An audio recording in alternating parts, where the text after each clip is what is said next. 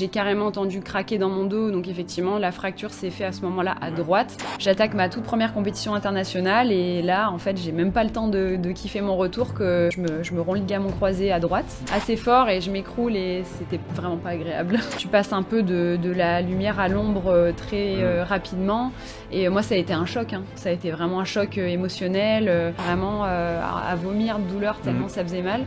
C'était au point de plus pouvoir faire mes lacets correctement, donc à 18 ans c'est quand même complexe d'avoir des douleurs à ce point-là. Et là, avec du recul, je me rends compte que j'étais complètement en ma boule parce que c'est une opération de la colonne vertébrale, quoi. Et moi, j'y suis allée vraiment les yeux fermés. J'avais pas peur. Je me souviens pas du tout avoir eu peur. Et salut à tous, bienvenue dans ce nouvel épisode de podcast. Aujourd'hui, je suis avec Léa Palermo, badiste mais aussi athlète de haut niveau. Aujourd'hui, dans cet épisode, elle va nous parler de son parcours, par où elle est passée. Vous allez voir qu'elle a eu des blessures. Elle a donc eu affaire à mes collègues kinés. Elle va nous parler de sa rééducation, de comment ça a pu impacter de manière positive et négative sa carrière de sportive, mais aussi sa vision beaucoup plus long terme et comment aujourd'hui, en tant que sportive de haut niveau, elle met en place des nouveaux protocoles grâce à tout ce qu'elle a pu apprendre sur le terrain. Je réalise cette vidéo avec LPG Medical. C'est un fabricant français de solutions high-tech pour les kinés avec qui je travaille depuis longtemps. Et en cette année 2024, riche en événements sportifs, on a eu envie de vous proposer un format un peu particulier. Un format plus long avec des sportifs de haut niveau pour en apprendre beaucoup plus sur leur préparation. Que mettent-ils en place? Ont-ils des techniques secrètes, des outils particuliers que les autres sportifs ne connaissent pas? On va en apprendre plus sur comment ils s'entraînent, comment ils récupèrent, bref, tout leur mode de vie pour préparer leur compétition le mieux possible. Bref, un épisode ultra complet. S'il vous plaît, pensez évidemment à mettre un gros pouce bleu. Vos questions, vous me les posez dans les commentaires. Et si vous n'étiez pas encore abonné, bienvenue sur cette chaîne et je vous dis bon visionnage. Et pour commencer cette vidéo, Léa, est-ce que tu pourrais te présenter s'il te plaît? Salut Emeric, alors moi c'est Léa Palermo, je fais du badminton à haut niveau depuis maintenant quelques années, je commence à 8 ans. Je suis en équipe de France de badminton, je suis spécialiste en double dame et double mixte. Et je suis vice-championne d'Europe par équipe en 2021, médaillée de bronze en 2020. Et je m'entraîne depuis très récemment au pôle performance d'Issy-les-Moulineaux. Ok, comment t'es rentrée dans le bad? En fait, je suis issue de la gymnastique. J'en ai fait 4-5 ans quand j'étais toute petite, donc de 4 à 8 ans. Et on m'a diagnostiqué une lysismique bilatérale, donc une malformation de la colonne vertébrale pour faire gros.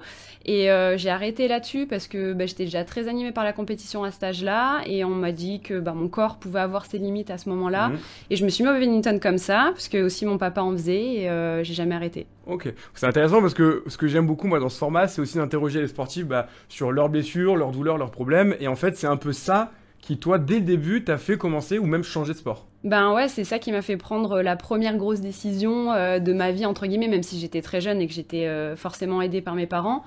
Effectivement, c'est ça qui m'a fait basculer dans le badminton parce que mon corps était déjà potentiellement une limite à 8 ans. Ok. Et la lysismique, pour ceux qui savent pas, pour faire très simple, au niveau du bas du dos, vous avez vos vertèbres et puis en bas des vertèbres, il y a le sacrum, un gros triangle osseux et il y a des parts de génétique, mais certains sports favorisent le fait que les vertèbres vont plus ou moins trop bouger, peuvent même des fois se casser et en général en effet ces fractures on les retrouve plutôt sur des sports avec une grande mobilité, de la souplesse comme la gymnastique. Je l'ai déjà vu moi chez des patients qui font des plongeons, qui sautent de haut et ils tournent. Donc en général sur ces sports là on les retrouve des fois avec du renfort du gainage, on arrive à stabiliser cette instabilité, mais chez toi ça devait être trop prononcé, j'imagine. On n'en a pas pu aller jusque là et tu as été obligé de changer.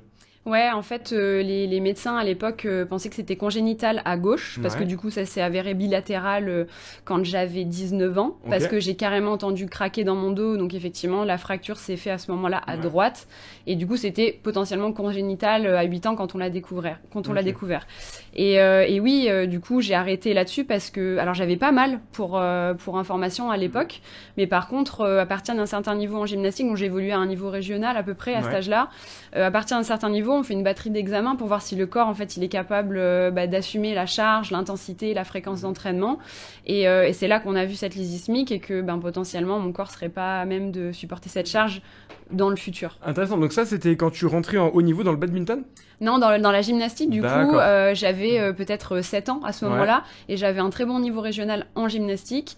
Et quand on m'a diagnostiqué ce problème-là, on m'a dit, là, écoute, là, ton corps, ça peut, dans le futur, pas dans l'immédiat, dans le futur, te poser des problèmes dans le haut niveau. Je savais pas, donc c'est-à-dire que dans le haut niveau, il y a un moment donné où, un peu comme quand tu souscris une assurance, moi j'ai eu le cas quand j'ai acheté un truc immobilier, on va te dire, avant d'être sûr, on va d'abord regarder ton dos, prise de sang, on regarde tous tes critères, et seulement si tous les feux sont verts, on estime que tu pourras peut-être être un athlète de haut niveau. Ouais, t'es un peu passé au scan. Après, la gymnastique, je pense que c'est particulier parce que, en fait, tu commences très très jeune. Moi, j'ai commencé à 4-5 ans. Et forcément, quand t'as soit du talent ou soit tu t'illustres bien dans cette discipline, c'est sûr que derrière, tu vas beaucoup en compétition et tu sursollicites déjà ton corps, même à cet âge-là. Et je pense que la gymnastique, oui, c'est particulier parce que on peut performer très jeune et c'est un sport aussi où on s'arrête très jeune. Donc ouais, ça a été, c'est comme ça que je me suis mis au badminton finalement. Et pour avoir un ordre d'idée, quand tu pratiquais donc très très jeune, tu faisais combien d'heures de gym par semaine? Ah, je m'entraînais déjà, je pense 4 fois par semaine, 2 heures, 2 heures et demie. Ok. Enfin ouais, donc du coup peut-être 8 un à 10 volume heures. horaire, ouais voilà, 8 à 10 heures par semaine. Avant tes 10 ans, quoi. Ouais, Ouais, donc déjà, il y a un volume sportif qui est quand même ultra conséquent, même chez les plus jeunes. Ouais, encore une fois, c'est la gymnastique qui veut ça, je pense, parce que dans le badminton, tu vois, je m'entraînais peut-être pas autant. C'était plus détente. Ouais, détente, ouais, au début, parce que j'ai fait que 6 mois de loisirs. Moi, la compétition, ça m'animait, enfin, c'était que ça qui m'importait, même très jeune. Mais la gymnastique particulièrement, oui, il y a cette recherche de perfection, t'es jugé, faut répéter tout le temps les mêmes mouvements pour qu'ils soient parfaits. Ouais. Et donc, du coup, oui, il y a pas de secret, il faut répéter et donc aller à la salle. Ok. Intéressant, qu'est-ce qui fait pour toi que la gym serait plus exigeante que le badminton, vu que même si tu n'avais pas le même âge, côtoyé les deux à haut niveau? Parce que au badminton, le geste, tu vas aussi le répéter des milliers de fois pour la précision de ta trajectoire, la bonne position de ton poignet, de ton épaule, la force. Donc, est-ce que c'est un sport d'esthétisme, du coup, c'est différent? Alors qu'au bad, tu peux ressembler à rien et faire la grimace quand tu vas jouer, ça marche aussi bien. C'est quoi d'après toi qui joue? Je pense que ouais, le côté esthétique joue beaucoup parce que c'est un sport qui est jugé. Ouais. Voilà, t'as une note à la fin quand même, et cette note te permet de te positionner dans un classement, d'avoir des médailles, etc., etc. Et je pense aussi que, alors je pense que ça tend à évoluer aujourd'hui, mais on peut pas vraiment être créatif entre guillemets dans la gymnastique parce que je pense qu'aujourd'hui il y a de plus en plus de gymnastes justement qui s'expriment et qui essayent d'amener leurs pattes aussi dans leurs mouvements. Mais moi, à mon époque, c'est vrai que fallait répéter des mouvements de base. Bon, voilà, j'étais très jeune aussi. J'ai pas eu ce niveau olympique, voilà, parce que je suis pas allée jusque là. Mais par contre, ouais, moi c'est cette créativité dont j'avais besoin et que j'ai trouvé dans le badminton. Voilà, cette richesse dans les coups, ce panel dans les techniques qu'on peut avoir au badminton que j'avais peut-être pas en gymnastique et qui fait que du coup, la répétition et la charge étaient beaucoup plus importantes en gymnastique à l'époque. Et après, par rapport à ton dos, à quel moment exactement il y a eu cette fracture vraiment au niveau de la vertèbre?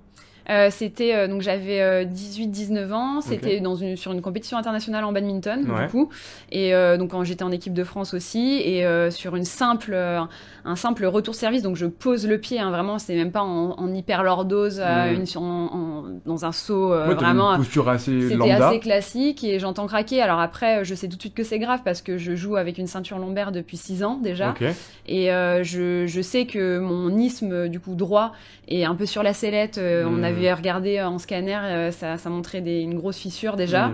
Donc je savais que potentiellement ça pouvait péter. Voilà, j'avais, comme tu disais tout à l'heure, fait en sorte avec ma ceinture dorsale, abdominale, de prévenir tout ça, mais ça n'a pas suffi. Et effectivement, donc j'ai senti craquer assez fort et je m'écroule et c'était vraiment pas agréable. Ouais, au vu de ton ressenti, tu t'es dit, j'avais une épée de Damoclès au-dessus de la tête.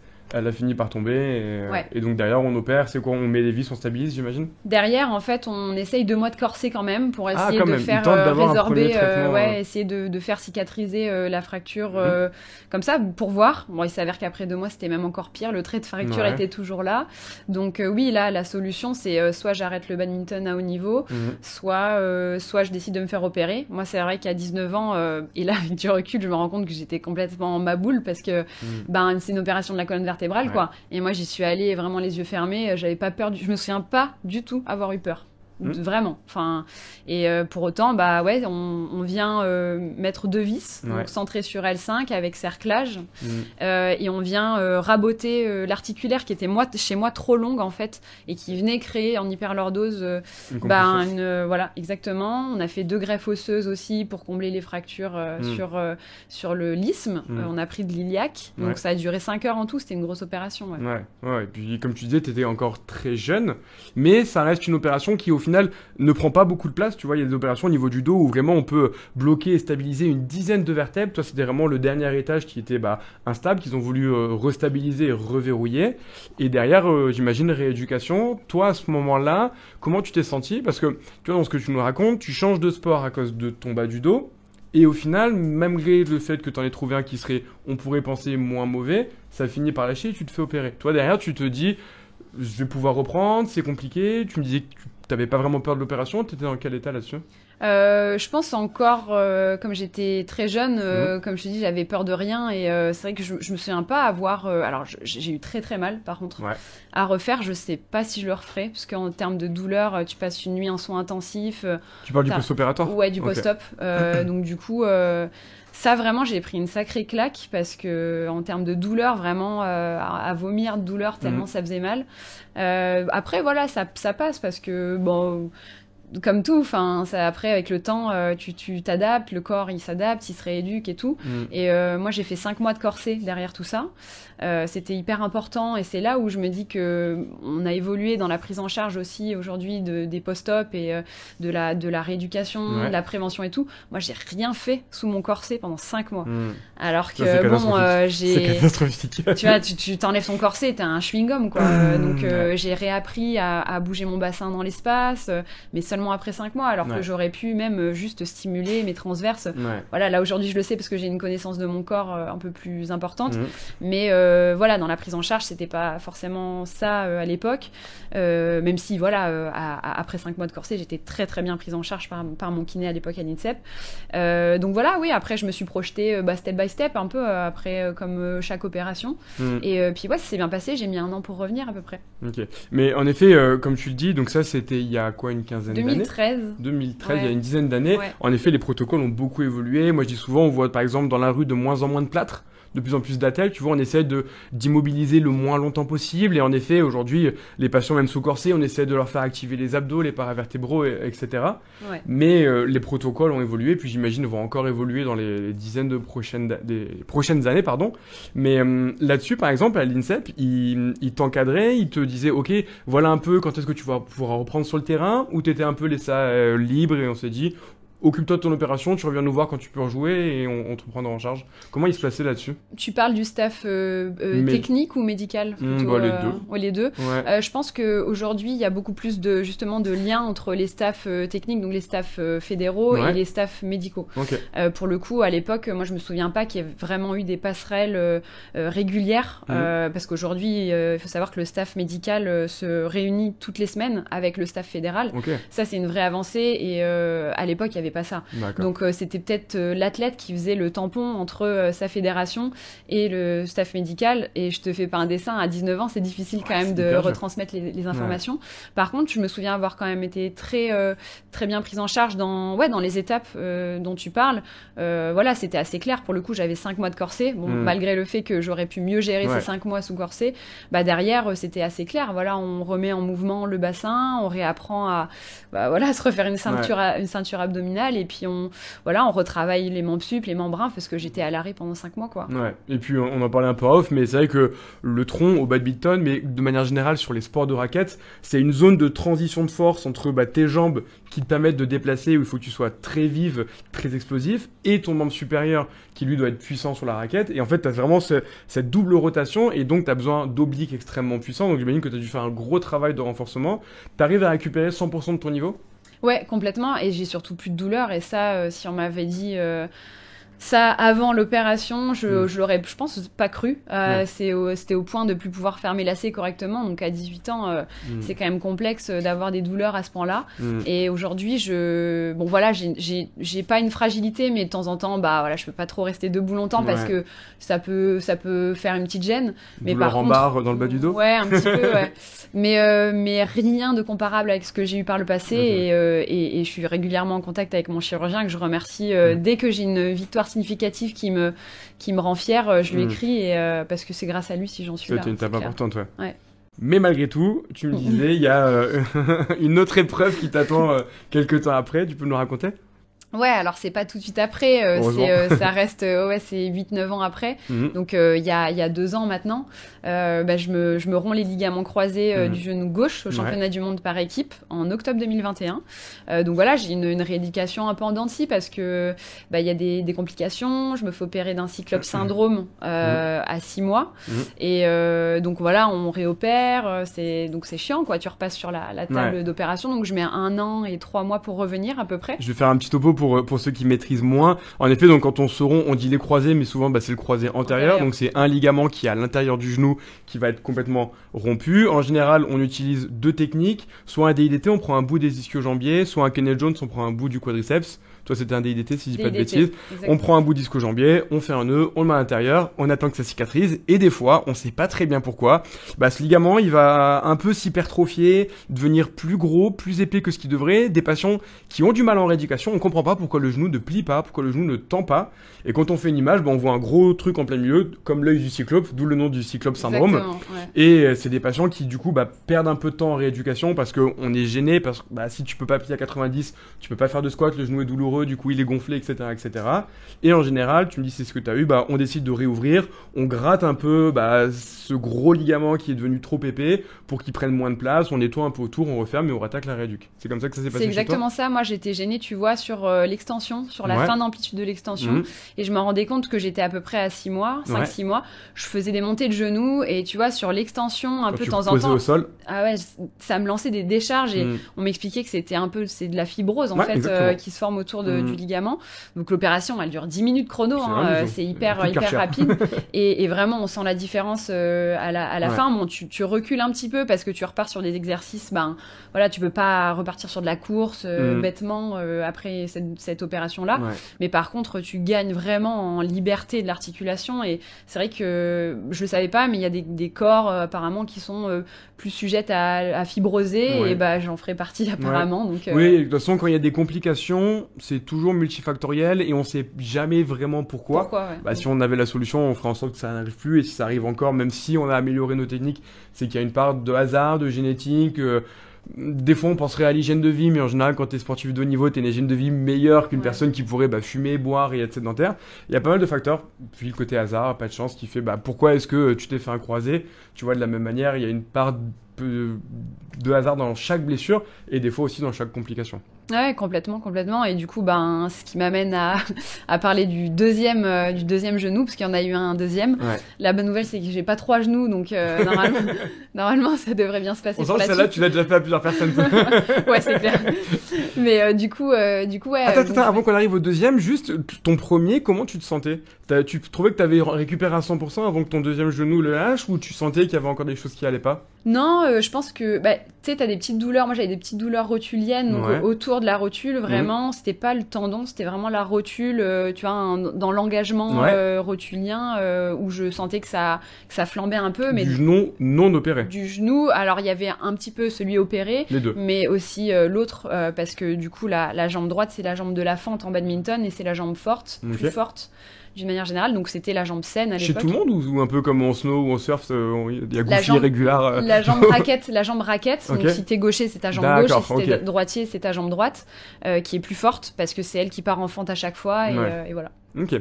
Et combien de temps après l'opération du premier ligament, tu te romps le deuxième ?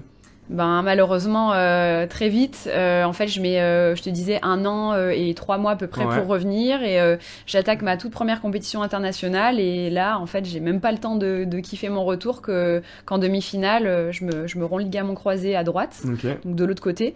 Donc là, à ce moment-là, c'est vraiment l'incompréhension parce que j'ai bossé comme une folle pour revenir et j'ai pris en compte plein de choses. Je me suis ouverte à plein d'outils et je comprends pas à ce moment-là parce que pour moi, j'ai rien laissé au hasard et je comprends pas ce qui m'arrive à ce moment-là. Est-ce qu'on pourrait en parler justement ? Déjà, on en parlait un petit peu en off aussi, les opérations des ligaments croisés, c'est très connu, c'est l'une des opérations au niveau du genou la plus pratiquée en France, et c'est très protocolisé.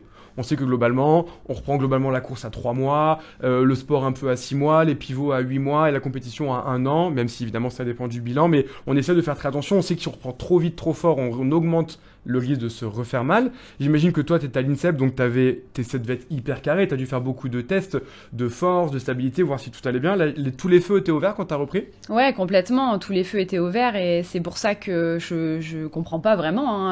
Tu vois, quand tu as ton ratio de force qui est nickel, quand tu te sens hyper stable et que tu as fait un paquet de matchs officiels à l'entraînement, où tu te dis mais c'est bon, je me sens super bien, où tu es carré sur la récup, tu t'étires, tu manges bien, tu dors bien et que de nouveau ça te tombe dessus. En fait, c'est là où je l'ai compris après, pas tout de suite forcément, mais tu te dis que parfois le corps humain, on n'a pas toujours la réponse quoi, et qu'il faut lâcher prise vis-à-vis de ça et que voilà, t'as beau avoir des protocoles. Alors déjà, moi aujourd'hui avec l'expérience, je me détache de plus en plus de la théorie parce qu'aujourd'hui on est tous différents déjà dans notre manière de récupérer. J'ai eu la chance de pouvoir aller à Cap-Breton au centre de rééducation européen du sportif à Cap-Breton et j'ai vu des sportifs et des sportives qui récupèrent mais d'une manière complètement différente quoi. Et donc ça aide dans ce genre d'environnement à se dire ok, lui il recourt à 2 mois et tous les voyants sont au vert aussi, mais et moi je suis à 5 mois et je cours toujours pas, mais c'est pas grave parce que c'est aussi ma morpho, c'est mon parcours, mon histoire. On est tous pas foutus pareil et au final, faut prendre de la hauteur là-dessus. Et moi, je l'avais pas à ce moment-là. Ça me frustrait et ça me stressait de me voir un peu en retard parfois par rapport à d'autres. Mais ça veut pas forcément dire que eux, s'ils sont en avance à ce moment-là, qu'ils reprendront plus tôt. Hein. Tu nous disais tout à l'heure que suite à ça, tu avais aussi mis en place d'autres choses, un peu spontanément de ton côté. Tu peux nous en dire un petit peu plus des techniques, de récup, de... Ouais. En fait, je me suis sensibilisée sur la reprogrammation neuromotrice parce que j'ai... Tu peux développer un petit peu Ouais, carrément. Carrément, mais en fait, c'est une technique qui s'appelle technique Aliane. Et en fait, on vient rééduquer un peu le cerveau d'une certaine manière. On comprend le cerveau comprend par l'opération que y a une personne étrangère qui est venue changer quelque chose dans notre corps, dans notre articulation, et du coup le cerveau tout de suite il comprend que y a quelque chose qui a changé et qu'il faut se protéger. En tout cas, il protège quelque chose par du coup l'inhibition musculaire qui se fait instantanément. Moi, ça a été un truc de fou. J'avais un espèce de cure-dent à la place des jambes, à la place du quadri. C'est impressionnant en 5 jours à quel point on perd du muscle. Et du coup, pour accompagner ça, et je pense que je l'ai découvert peut-être un petit peu tard. Je l'ai découvert à 7 mois de mon premier genou. En fait, on se rend compte qu'il y a des exercices pour rééduquer en tout cas redonner l'information aux muscles par des techniques bien précises.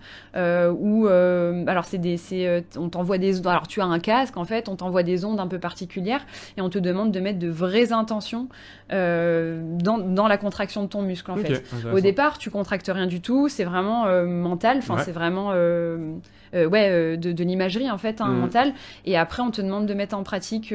T'es accompagné d'un kiné évidemment, d'une personne qui est formée, et ça aide. Les résultats sont instantanés, c'est impressionnant vraiment. Et ça, tu l'as mis en place donc assez tard. Tu me dis la première fois. Est-ce que tu l'as mis en place plus tôt sur ta deuxième opération ? Oui, complètement. Tout de suite.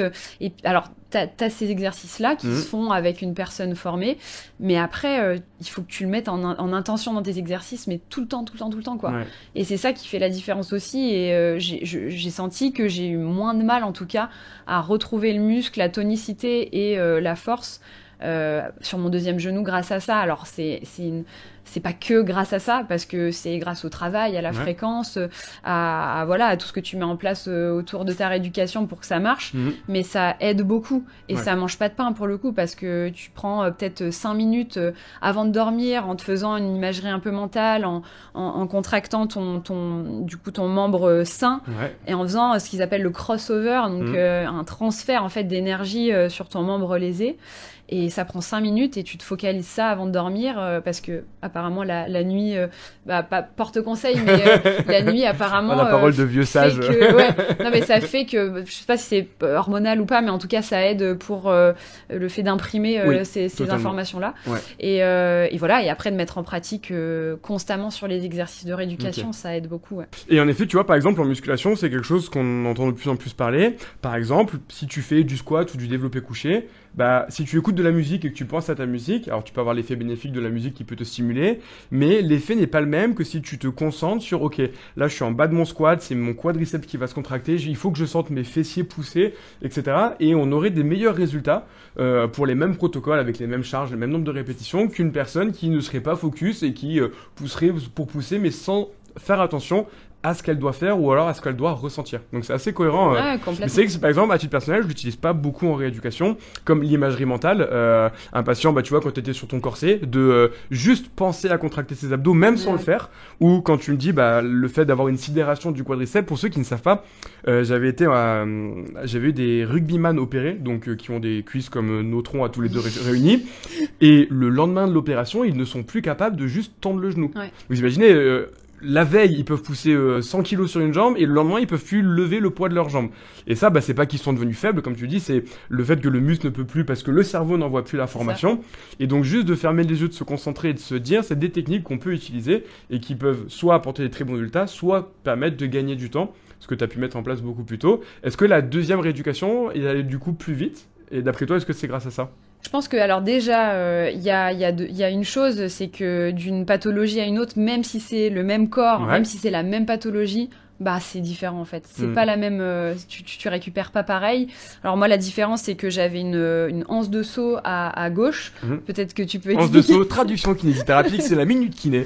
L'anse de saut, en général, c'est le niveau du ménisque. Donc tu me diras si c'est l'interne ou l'externe. Il y en a 2 par genou, donc on en a 4 en tout. Et on peut savoir une petite fission dans un ménisque. Donc en gros, comme si quelqu'un avait mis un petit coup de couteau dans le ménisque, ça fait mal. Ou alors des fois, le ménisque peut même se retourner sur lui-même, ou juste avoir un morceau qui bouge et qui pourrait se retourner. Et donc ça fait comme la anse d'un saut, ce mouvement un petit peu qu'on peut imaginer, soit juste c'est mobile, soit quand ça se retourne, le genou est complètement bloqué et on peut plus bouger parce qu'en fait il y a un truc qui coince, ça s'appelle un ménisque et votre genou est immobile. Et donc toi tu avais ça en plus. C'était le cas pour moi à gauche et c'était pas le cas à droite pour le coup. Donc déjà c'est pas du tout la même chose parce que tu passes d'une intervention qui a caractère urgent à gauche. Donc j'ai été opérée dans la semaine. Donc ton premier ligament croisé. Mon premier ligament croisé et le deuxième, pour le coup, j'ai attendu 1 mois d'une manière assez classique pour un ligament croisé. Pour refaire un petit peu de viande au niveau du quadriceps et laisser dégonfler le genou pour qu'il soit le plus sec possible. Donc tu vois, déjà c'est différent en fait, malgré que ce soit le même corps et la même pathologie d'une certaine manière. Mais en effet, comme tu le dis très bien, un ligament croisé pur évolue toujours plus vite qu'un ligament avec un ménisque, qu'un ligament avec une fracture, qu'un ligament avec un autre ligament. Donc plus la blessure est simple, meilleure est la récupération, ce qui était le cas pour ton deuxième croisé. Ça a été le cas, oui ça a été le cas, c'est clair, il y avait tout de même une suture méniscale qui a été faite sur le dernier genou, le genou droit, mais c'est vrai que rien à voir en sensation en tout cas, surtout dans la reprise de force, dans les premiers mouvements un petit peu, la marche tout simplement, la course peut-être pas parce que j'ai pas recouru tout de suite, moi j'ai fait le choix aussi d'attendre le bon moment, d'avoir repris suffisamment de force pour aller recourir, me challenger sur la course. Mais ouais, ça a été vraiment différent, même en fluidité dans l'amplitude, fluidité d'articulation, je me sentais quand même beaucoup mieux à droite. Ouais. Ok. Et globalement, par rapport à ta carrière et à ce côté sportif de haut niveau, comment ça se passe justement quand t'enchaînes comme ça 2 blessures qui font partie quand même les croisés des blessures qui mettent le plus de temps à récupérer? Ça et les ruptures du tendon d'Achille, c'est 1 an globalement. Là où quand on se fait une déchirure, un claquage, une entorse, c'est plutôt quelques semaines à quelques mois. Toi, globalement, à titre personnel, mais même au sein de la Fédé ou autre chose, comment ça se passe? Comment t'es accompagné? Comment tu te sens? Et est-ce qu'on te dit, là, c'est foutu, et toi, t'as la hargne et ça le fait? Raconte-nous un petit peu.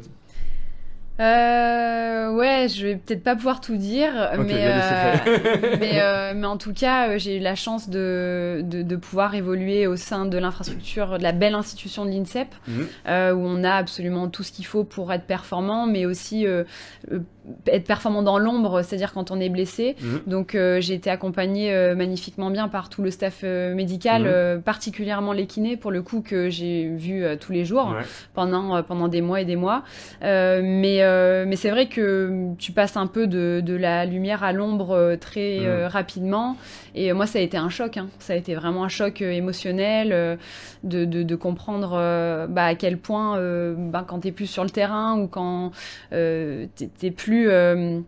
tu peux plus t'exprimer, en tout cas, auprès de l'équipe de France, auprès de ton club, t'es plus personne, quoi. T'es plus personne, donc quand tu passes de titulaire à plus rien, c'est hyper dur en tant qu'être humain, quoi. Au-delà de l'athlète, parce que l'athlète, c'est vrai qu'il dit non, mais je l'ai fait une fois, je peux le faire 2 fois, voilà. Moi, j'étais juste anéantie par le silence dans lequel j'étais tombée, l'anonymat, vraiment moi j'ai eu beaucoup de mal à me sortir de ça et j'ai été toute seule là-dedans, mais d'un autre côté pas en jetant la pierre aux autres, mais parce que t'es seule dans ton... Ça fait partie de la blessure. En fait, dans ton périple là-dedans, et il y a que toi qui peux t'en sortir, donc j'ai essayé de mobiliser mes ressources les plus profondes et c'est celles qui sont les plus authentiques du coup et je suis très fière de ça parce que du coup c'est ça qui m'a permis de revenir sans mentir, en étant moi-même et en me coupant du badminton pendant une grosse période, particulièrement du staff fédéral qui je sentais que j'avais une énergie qui correspondait pas avec celle dont j'avais besoin, en tout cas jusqu'à 5 mois après mon 2e genou. Donc ouais, en fait, t'es accompagné parce que j'ai la chance de faire partie de l'INSEP et ma fédération m'a pas mis à la porte du jour au lendemain. Donc grâce à elle, j'ai pu aussi faire une rééducation de qualité à l'INSEP. Mais comparativement au premier genou, j'ai décidé beaucoup partir aussi. Je savais que le ligament croisé, comme tu dis, c'est hyper long. Si tu restes toujours au même endroit pendant 1 an, tu pète un câble, vraiment, c'est sûr. Là, ça fait 2 ans au final. C'est pour le coup 2 ans. Donc j'ai pas attendu, j'ai eu l'expérience du premier genou forcément, donc j'ai pas attendu 6 mois pour partir. À 3 mois, je suis partie à Cap-Breton, j'y suis retournée 3 mois après et voilà, j'ai diversifié mes contenus d'entraînement et mes environnements d'entraînement le plus possible pour pas tomber dans la monotonie de l'entraînement. Et j'aimerais bien qu'on parle un peu plus justement dans le sport de haut niveau, comment ça se passe lorsqu'on est blessé, sur le côté prévention et même derrière accompagnement. Mais juste avant, ce que je te propose, c'est que vu que la rééducation de tes genoux est terminée, on regarde ensemble comment avec la machine LPG Uber 360, on peut regarder est-ce que oui ou non il y a des déficits et comment est ta stabilité, qui est quand même très important pour un croisé. Allez, c'est parti. Bon, merci de t'être changé. Je vais te proposer de monter directement sur la machine. On va regarder un truc que je fais moi de temps en temps au cabinet avec mes patients. Ça va être de voir, est-ce que oui ou non tu as gardé ou pas un déficit gauche-droite. Je commence à gauche ou à droite? Est-ce que toi, tu as la sensation d'avoir une jambe qui est plus faible que l'autre? Je pense que je suis mieux à droite. Alors, commence par la gauche, la moins bonne. Commence par ta jambe gauche. Très simple. L'idée là, pendant 1 minute à peu près, tu vas essayer d'être le plus stable et de tenir la position le plus possible. Regarde la petite cible que tu vas avoir juste là. Et l'idée, ça va être de rester pendant 35 secondes complètement dedans. Évidemment, le plateau bouge et t'essayes de pas tomber. Donc là, on va regarder est-ce que oui ou non on va retrouver chez toi une différence gauche-droite. Ce qui est intéressant, c'est que globalement, et c'est assez le cas chez toi, c'est qu'on sait pas très bien si, lorsque tu vas tomber, lorsqu'on se fait le 2e croisé, tu vois, on sait pas vraiment dire est-ce que c'est parce que c'est le premier genou qui a été trop bien rééduqué et du coup tu te fais le genou opposé, ou alors est-ce que c'est parce que tu as compensé un genou auquel tu ne pensais pas avoir confiance et que du coup l'autre croisé a lâché. Un peu de repos et on va recommencer une 2 fois. Là c'est le repos, tu peux, stabiliser un petit peu. Et je repars sur les jambes gauches du coup? Non, on repart sur la même, Et on est reparti. Tori, le 2e tour est plus simple. Tu la captes l'adaptation ou pas? On voit quand même que sportif de haut niveau égale compétition, quoi qu'on fasse. Ah là là. Allez, tu tiens. Allez, il va te rester 20 secondes. Tu vois du rouge toi ou pas? Moi je vois plus de rouge que de bleu, mais... Mais quel connard ce type! Arrête. Allez, reste bien stable, garde le genou bien plié. Parfait, encore. Et tu relâches. D'après toi, tu penses que t'as combien de pourcents? 100%, c'est que t'as été nickel. 95 je pense. 90%. Et maintenant, ce que je vous propose, on va faire la même chose sur ta jambe qui serait censée être la meilleure et on va regarder la différence. Ok, t'es prête? On part sur 2 tours? Ouais. De la même manière. Garde le genou bien plié. Si le genou est tendu, malheureusement, ça travaille plus et ce serait que cheville et hanche. Allez, t'as 2 fois 35 secondes. Reste bien stable. T'es sûr que c'est de mon côté? Ouais, je sais pas en fait. Après, ce qui est intéressant, c'est que tu vois, tu m'as parlé du côté fort, mais est-ce que dans ton ressenti, ton côté fort, c'est aussi le côté le plus stable? Et ben là. Là, non. Là, non. Nickel, petite pause. Reste bien dedans. Mais par contre, dans l'endurance, je me sens moins fatiguée. Mais par contre, c'est moins stable. Ok, et tu vois, le muscle a plusieurs caractéristiques, plusieurs capacités, de la force, de l'explosivité, de l'endurance, mais aussi ce côté stabilité, proprioception. Et tu peux être très fort avec un muscle, mais pour autant moins stable. J'ai hâte de voir le résultat. Ouais, pareil. Là, tu me demandes pas si je vois du rouge. Hein. Ouais, là, il y en a, c'est clair. Mais c'est pas... Attends, on va voir, mais c'est pas si évident que ça. 15 secondes. Ouais, c'est très bien. Allez, encore. Reste avec nous. Parfait. Combien tu dirais? Ouais, je sais pas, un peu moins bien, je pense. Ah, tu te sens moins confiante? Ouais, genre 87. 83%. Ouais, ok. C'est plus mon grip, moi, qui me fait bosser. Enfin, après, parce que, une fois encore, parce que je pense que tu mets beaucoup d'intention. Ouais, ok. Parce que j'ai aucun patient. Au pire, les mollets, ils vont me dire, mais jamais le pied. Et c'est quoi qu'ils disent? Ça chauffe. Cuisse fessier. Ah ouais? Mais non. Je sens pas du tout mon fessier. Ouais, mais parce que je pense que, comme tu l'as dit dans la vidéo, toi, tu te concentres énormément sur ce côté j'enfonce, je me stabilise, ce qui est très bien pour travailler l'arche interne, la stabilité du pied, c'est hyper important. Mais beaucoup de patients, moi, ils le sentent pas, ils sentent beaucoup la cuisse, parce que, comme on le dit, ils y mettent pas l'intention. Tu vois, juste, ils se posent et voient le premier truc qui s'allume. Ouais, c'est ça. Exactement, bah, ça va être quadrifessier. Là, c'était grippe et périnée qui m'aidaient à rester bien. Ok. J'imagine que lorsque tu as fait ta rééducation des croisés, des tests comme ça, tu as dû en faire beaucoup, tu as dû faire des tests de saut, de changement de direction. Ouais. Mais tu vois, une fois encore, on en a parlé, quand on se blesse, il y a toujours ce côté, c'est de la probabilité. Il n'existe pas de programme de prévention sûr à 100%, mais la différence n'est pas énorme, 7% au final entre ton côté gauche et ton côté droit, mais qui ne correspond pas à ton ressenti. Tu vois, c'est ton côté le plus fort qui serait au final le plus instable, mais qui serait, c'est le dernier, le droit, c'est le genou que tu as été opéré en deuxième. Donc peut-être que sur cette partie-là, tu auras encore un petit travail. En tout cas, c'est vraiment le genre de truc que tu peux facilement retester et après évidemment retravailler de la même manière sur cette machine avec une raquette et un volant encore mieux pour avoir ce côté déstabilisation et qui vous permet de voir un peu comment évolue la rééducation. Mais je pense qu'il y a deux choses, il y a vraiment la stabilité et la force. Moi tu vois, je pense que j'avais l'illusion que j'étais plus forte à droite parce qu'en force je me sens mieux sur les exercices de force vraiment purs. Et là quand tu rajoutes une instabilité du coup, effectivement c'est pas le cas forcément. Donc c'est intéressant. C'est intéressant. Allez, tu veux nous raconter la suite. Et par rapport à ça, justement, la prévention des blessures, est-ce que vous y êtes sensibilisé en tant qu'athlète de haut niveau? Moi, je suis athlète récréatif, c'est-à-dire que moi, demain, je me blesse et je peux plus m'entraîner pendant 5 ans, tout le monde s'en fiche. Vous, c'est votre métier, c'est pour beaucoup le centre de votre vie. Est-ce qu'il y a des gros protocoles mis en place? Est-ce qu'on vous en parle? Est-ce qu'on vous parle même de l'après-carrière? Comment c'est géré là-dessus? Ouais, carrément. Alors, je dirais que pour le coup, pour avoir fait 11 ans à l'INSEP, ça a énormément évolué. Enfin, moi, quand je suis rentrée, comme je te dis, j'ai quand même fait 5 mois de corset sans rien faire. Donc, et là, aujourd'hui, non, il y a des vrais protocoles de prévention. Alors, à la fois quand tu as une pathologie lourde comme celle que j'ai eue en post-op, donc là, on est très, très bien pris en charge par le biais de protocoles classiques. Mais du coup, oui, la prévention, elle est de plus en plus incluse dans les entraînements, on est très bien accompagné par les préparateurs physiques, c'est souvent eux qui nous aident là-dessus, avec l'aide des kinés, du staff médical, et d'où l'intérêt de faire des staffs réguliers justement avec le médical et le staff fédéral pour adapter au mieux, parce que chaque discipline est différente aussi, n'a pas besoin des mêmes choses. Enfin, un judoka n'a pas besoin de la même prévention que pour nous un badiste. Et oui, on est très bien suivis. Je pense que heureusement ça a évolué, on est beaucoup plus alerte sur notre corps. Moi tu vois, j'aurais aimé en 2013 qu'on m'explique vraiment pourquoi j'ai besoin de réactiver en fait mes transverses, ma ceinture abdominale, même sous corset quoi. J'aurais aimé qu'on m'explique pourquoi, essayer de, tu vois, cette connaissance et cette conscience du corps qu'aujourd'hui moi j'ai par le biais de mes blessures, par la force des choses un petit peu. Tu t'intéresses forcément plus que quand t'as jamais eu de problème. Mais Mais du coup, ouais, ça, c'est hyper important. Enfin, dans le sport de haut niveau, c'est ce qui nous permet de partir en compète serein et de se dire, bah voilà, non, là, moi, je sais que telle blessure, enfin, tel gène que j'ai pu avoir à l'entraînement, bah, c'est géré parce que je fais ma prévention, je sais pas, 2 fois dans la semaine avant l'entraînement, j'ai conscience et je le fais en conscience. C'est ça aussi, quoi. C'est pas de le faire pour le faire.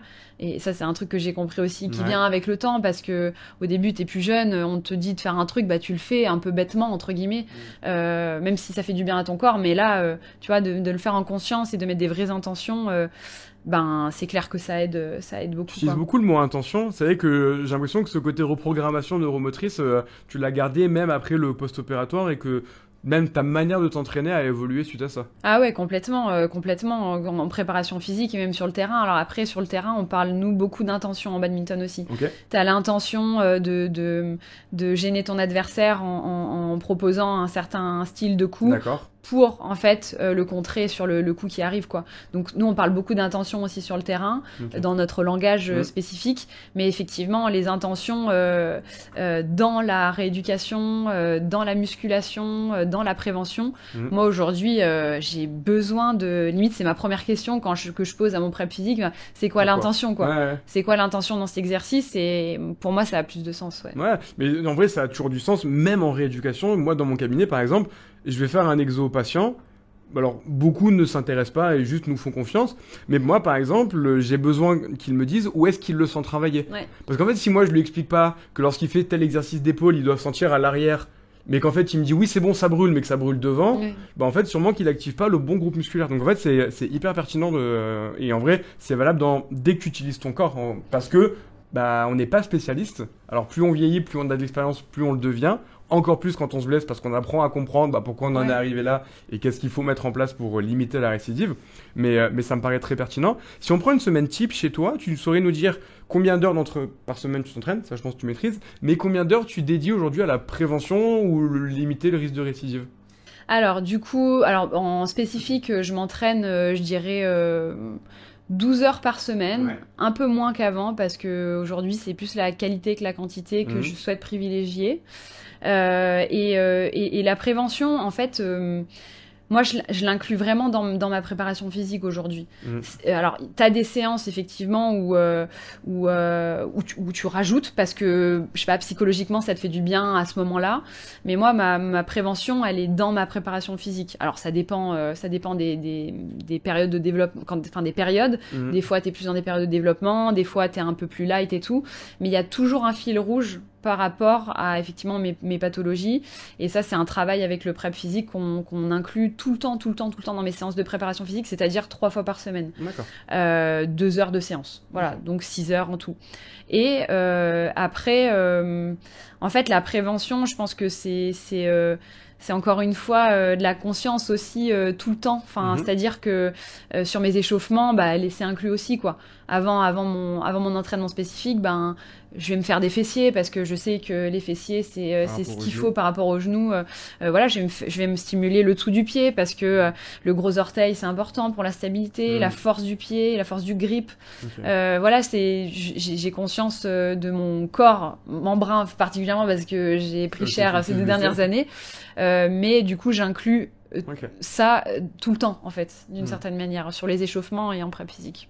Ok.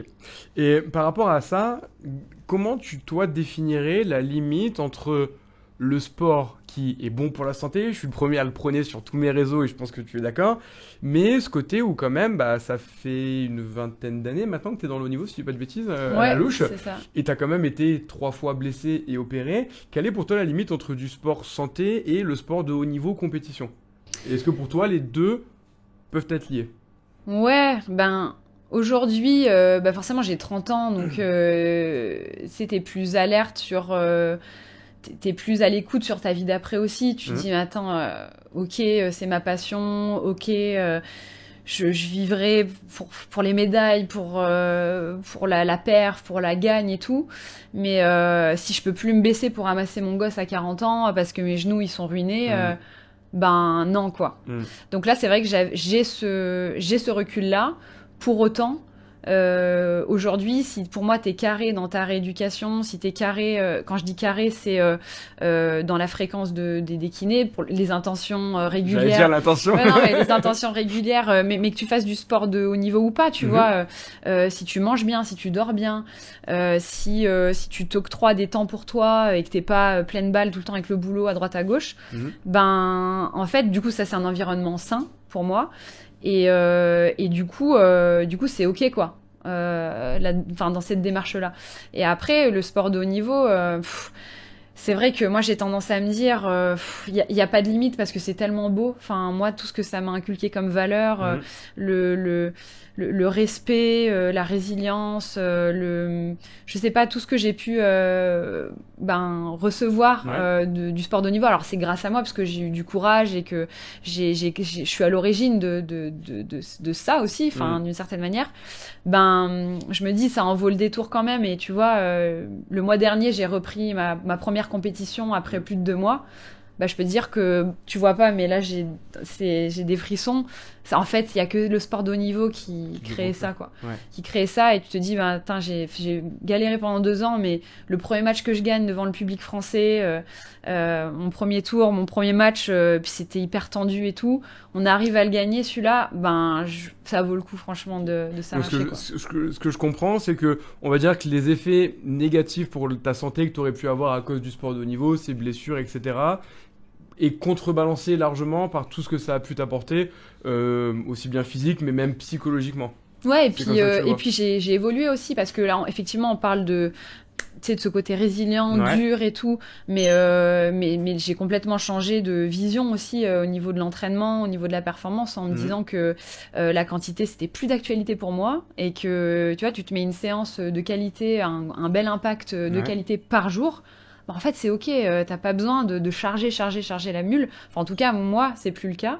Et je sais que ça me rendra performante, tu vois. C'est un équilibre émotionnel à trouver, tout en sentant que ton corps, il bosse quand même, parce que je peux pas fermer les yeux sur le fait qu'il y a eu 2 ligaments croisés et que je peux me la couler douce en prep physique ou à l'occasion de mes entraînements. C'est pas le cas, mais par contre, il y a un juste milieu à trouver aujourd'hui.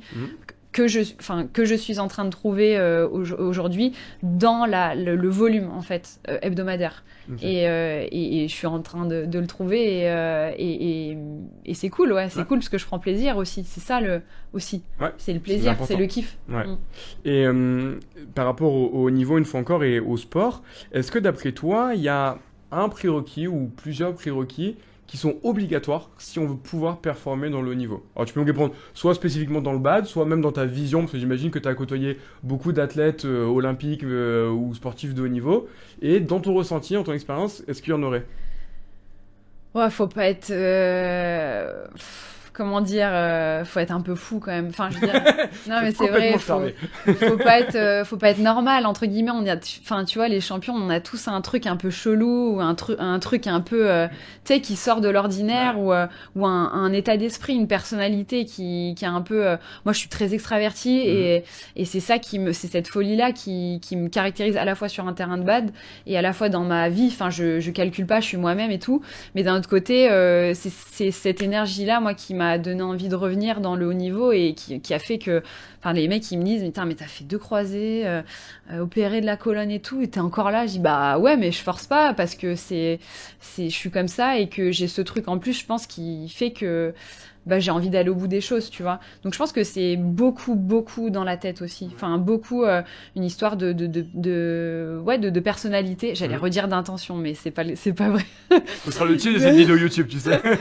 non, mais ce truc en plus dans ta personnalité, tu vois. Oui, donc ce serait soit être complètement starbé, soit avoir un mental extrêmement fort. Ou un truc vraiment qui te différencie des autres, quoi. Un truc que les autres n'ont pas. Ok, ça marche. Écoute, c'est ultra intéressant. Ce que je te propose pour finir, c'est, sur 1 minute, un petit jeu assez rapide de questions-réponses. Ok. Donc, évidemment, je ne faisais pas envoyer à l'avance, sinon c'est pas rigolo. Ouais, nickel. Donc c'est des réponses assez courtes, ça va durer 1 minute, tu me réponds par oui ou non, par vrai, faux, etc. Ok. Est-ce que t'es prête? Ça marche. C'est parti. Est-ce que le badminton est le meilleur des sports? Bah oui. Tout le monde peut-il devenir un athlète olympique? Oui. Quelle est la principale leçon que tu tires de tes blessures?